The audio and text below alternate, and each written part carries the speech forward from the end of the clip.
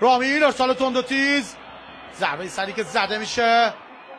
اردانی اندونگ، خود اندونگ وارد محوطه جریمه خواهد شد، پاس به بیرون، چشمی توی دروازه گل دقیقه 119.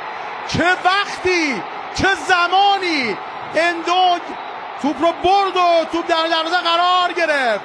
چشمی شادی رو به اردوی آبی پوشان میاره. اعتراض مازیار زاره. اوه چه دقیقه گل زدند، چه دقیقه گل زدند. همه چیز یک دفعه در دقیقه 119.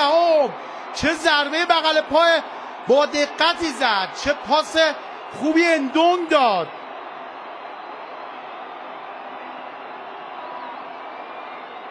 و هواداران استقلال، این هواداران پرشور ملوان، نباید بازی رو به حاشیه ببرن بازیکنان دو تیم. بازی خوب و جوانمردانه ای رو از دو تیم دیدیم.